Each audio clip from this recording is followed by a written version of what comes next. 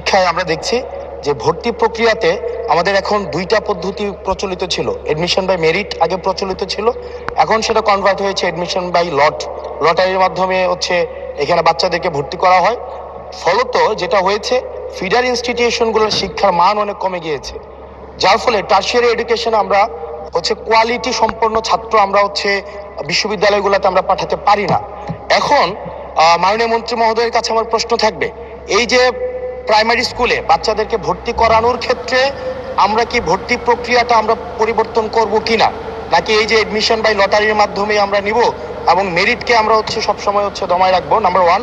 আর number two হচ্ছে, আমাদের বর্তমান শিক্ষা পদ্ধতিতে আমরা যদি দেখি, আমরা যারা পয়সা দিয়ে কিনতে পারে তারা হচ্ছে এখন ইংরেজি মাধ্যমটা কিনছে, যারা পয়সা দিয়ে ইংরেজি মাধ্যম কিনতে পারে না তারাই কেবল আপনি যেই শিক্ষা পদ্ধতি আমাদের জন্য জনজীবনের জন্য আপনি চালু করেছেন সেটা আমরা কিনছি।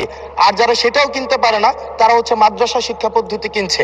আপনার কাছে প্রশ্ন, যে আমাদের বর্তমানে একটা দেশে এই তিনটা শিক্ষা পদ্ধতি, যেটা অর্থনৈতিক অবস্থার উপরে নির্ভর করে চলে, এই তিনটা শিক্ষা পদ্ধতি জিয়ে রেখে আপনার কি মনে হয় যে আপনি একটা ইনক্লুসিভ শিক্ষা পদ্ধতি নিয়ে আমাদের দেশটাকে আগায় নিতে পারবেন? ধন্যবাদ।